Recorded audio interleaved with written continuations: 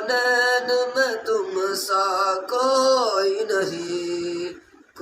نہیں اے ختم رسول۔ بسم اللہ الرحمن الرحیم۔ عزیزان گرامی، ایک سوال موصول ہوا کہ کیا داڑھی پر اور سر کے بالوں پر کالی مہندی لگانا شرعاً جائز ہے یا ناجائز ہے؟ اس بارے میں شرعی حکم کیا ہے؟ تو اس سوال کا جواب حاضر خدمت ہے۔ یہ مسئلہ علماء کے درمیان مختلفی ہے۔ بعض علماء اس کے جواز کے قائل ہیں، جبکہ بعض علماء نے اس کو مکروہ تحریمی کہا ہے،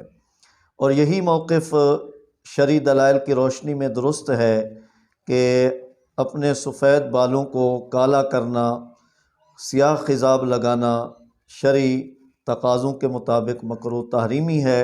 یہ عمل شرعاً جائز نہیں ہے۔ صحیح مسلم شریف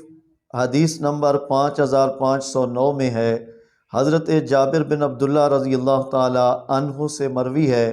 کہ حضور سید عالم نور مجسم صلی اللہ علیہ وآلہ وصحبہ وسلم کی بارگاہ اقدس میں جناب سیدنا حضرت ابو قحافہ عثمان رضی اللہ تعالیٰ عنہ، جو کہ والد گرامی ہیں حضرت سیدنا صدیق اکبر رضی اللہ تعالیٰ عنہ کے، ان کو حضور کی بارگاہ میں پیش کیا گیا، چونکہ وہ نابینا تھے اور انہیں پکڑ کے حضور کی خدمت میں لایا گیا۔ فتح مکہ کا موقع تھا تو آپ علیہ السلام کی خدمت اقدس میں وہ لائے گئے، انہوں نے اسلام قبول کیا، اور ان کے اس وقت بال جو ہے وہ داڑھی کے اور سر کے انتہائی سفید تھے۔ تو امام الانبیاء علیہ السلام نے ان کے سفید بالوں کو دیکھا تو آپ نے ارشاد فرمایا، غیروا ھذا بشیء واجتنبوا السواد، فرمایا کہ ان کو کسی چیز کے ساتھ رنگ دو اور سیاہی سے بچو۔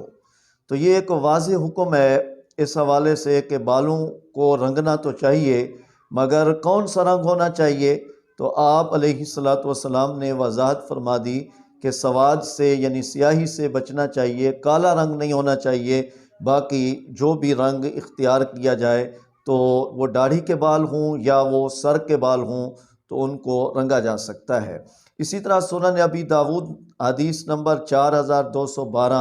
سیدنا حضرت ابن عباس رضی اللہ تعالی عنہ بیان فرماتے ہیں کہ حضور سید عالم نور مجسم صلی اللہ علیہ وآلہ وسلم، جن کو اللہ تعالیٰ نے غیوبات سے آگاہ فرمایا تھا، وہ مستقبل کے حالات کو بھی جانتے تھے، ماضی کے اور حال کے احوال کو بھی جانتے تھے۔ تو حضرت ابن عباس فرماتے ہیں حضور علیہ السلام نے مستقبل کے معاملات میں ایک جو ہے معاملہ آپ نے بیان فرمایا اور فرمایا، یکون قوم یخضبون فی آخر الزمان بالسواد کا حواصل الحمام لا یریحون رائحۃ الجنہ، فرمایا کہ آخری زمانے میں ایک قوم ہوگی جو ہے وہ سیاہی کو اختیار کرے گی، سیاہ خضاب لگائے گی۔ تو فرمایا جس طرح کے کبوتر کے پوٹے ہوتے ہیں، ان کے سینے ہوتے ہیں، تو اس طرح وہ اپنے بالوں کو رنگیں گے، اپنی داڑھی کو اور اپنے سر کے بالوں کو وہ اس طرح سیاہ کریں گے جس طرح کے کبوتر کے سینے عام طور پہ سیاہ ہوتے ہیں۔ تو آپ نے فرمایا لا یریحون رائحۃ الجنہ، وہ جنت کی خوشبو کو نہیں پائیں گے، جنت کی خوشبو سے محروم رہیں گے۔ تو یہ ایک بڑی وعید ہے۔ تو جس عمل پر وعید آ جائے تو شریعت کی روشنی میں وہ عمل جائز نہیں ہوا کرتا۔ آپ صلی اللہ علیہ وآلہ وصحبہ وسلم نے سفید بالوں کے حوالے سے دو چیزوں کی ممانعت فرمائی ہے۔ ایک تو یہی بات کہ کالا خضاب یعنی ان بالوں کو سیاہی کے ساتھ سیاہ کر لینا، اس کو آپ علیہ السلام نے منع فرمایا، اور دوسری چیز سفید بالوں کے حوالے سے جو آپ نے منع فرمائی ہے وہ ہے سفید بالوں کو اکھیڑنا، کہ عام طور پر جب بال نئے نئے سفید ہو رہے ہوتے ہیں تو لوگ جو ہے کیا کرتے ہیں کہ وہ جو سفید بال ہیں ان کو اکھیڑ لیتے ہیں، وہ سر کے ہوں وہ داڑھی کے ہوں تو ان کو جو ہے اکھیڑنا شروع کر دیتے ہیں۔ تو شریعت کی روشنی میں جس طرح ان بالوں کو سیاہ کرنا ممنوع ہے، اسی طرح ان کو اکھیڑنا بھی ممنوع ہے۔ حضور سید عالم نور مجسم صلی اللہ علیہ وآلہ وسلم کا ارشاد گرامی امام ترمذی علیہ رحمہ لائے حدیث نمبر 2821 میں سیدنا حضرت عمر بن شعیب رضی اللہ تعالی عنہ عن ابی عن جدی کی سند سے روایت کرتے ہیں ان النبی صلی اللہ علیہ وآلہ وسلم نہا عن نتف الشیب وقال انہ نور المسلم۔ آپ علیہ الصلوۃ والسلام نے سفید بالوں کو کھیڑنے سے منع فرمایا اور فرمایا کہ وہ سفید بال تو مسلمان کی روشنی ہے، مسلمان کے لیے نور ہے۔ البتہ سیاہ خضاب مجاہدین کے لیے لگانے کا جواز ہے کہ اگر کوئی مجاہد میدان جنگ میں ہے اور وہ جو ہے سفید داڑھی رکھتا ہے اور سر کے بال بھی سفید ہیں، تو وہ اگر اپنے بالوں کو سیاہ کرتا ہے اس نیت سے کہ میں میدان جنگ میں ہوں تو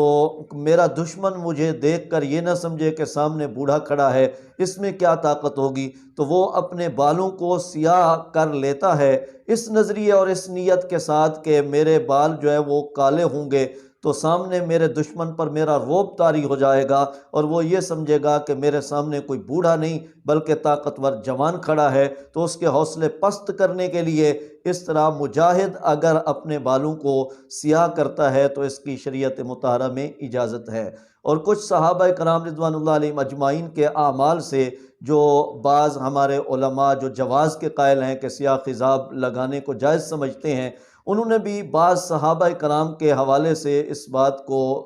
جو ہے وہ روایت کیا ہوا ہے کہ صحابہ کرام میں سے کچھ صحابہ وہ سیاہ خضاب لگاتے تھے، اپنی داڑھی کے اور سر کے بالوں کو وہ کالا کیا کرتے تھے، تو ان کی بھی تعویل جو ہے وہ یہی ہوتی ہے کہ حضرات صحابہ کرام رضوان اللہ علیہم اجمعین عموماً مجاہد تھے اور ان کا یہ لگانا حالت جنگ میں تھا، تو وہ جو ہے جنگ کے عارضے کے پیش نظر اپنی داڑھی کے بالوں کو وہ سیاہ کرتے تھے اور ان میں سیاہ خضاب کا استعمال محض اس نقطہ نظر سے ہوتا تھا کہ ہمارا دشمن پر رعب طاری ہو جائے۔ تو اس کے علاوہ سیاہ کے علاوہ اگر ہم دیکھیں تو خضاب باقی جو ہیں یعنی اس میں سرخ اور گہرا سرخ ہے، اس میں زرد ہے، اس میں سبز خضاب ہے، تو یہ سبز جو ہے سارے خضاب جو ہے جو کالے کے علاوہ ہیں شرعاً جائز ہیں۔ تو اس سلسلے میں ایک حدیث پاک سیدنا امام ابی داود رحمۃ اللہ تعالی علیہ اپنی سنن میں لائے ہیں، حدیث نمبر 4211 سیدنا حضرت عبداللہ ابن عباس رضی اللہ تعالیٰ عنہ فرماتے ہیں حضور سید عالم نور مجسم صلی اللہ علیہ وآلہ وسلم کی خدمت اقدس میں ایک شخص کا گزر ہوتا ہے اور اس نے مہندی کے ساتھ خضاب کیا ہوا ہے، مہندی کا رنگ جو ہے وہ سرخ ہوتا ہے، تو اس نے اپنی داڑھی پر مہندی لگائی ہوئی ہے اور اپنی داڑھی کو سرخ کیا ہوا ہے، تو امام الانبیاء علیہ الصلوۃ والسلام نے اس کو دیکھ کر فرمایا ما احسن ھذا، فرمایا کہ یہ اچھا ہے۔ اور اس کے بعد پھر ایک اور کا گزر ہوا، اس نے اپنی داڑھی پر مہندی اور قطم یہ دو چیزیں لگائی ہوئی تھیں، اور مہندی اور قطم کے بارے میں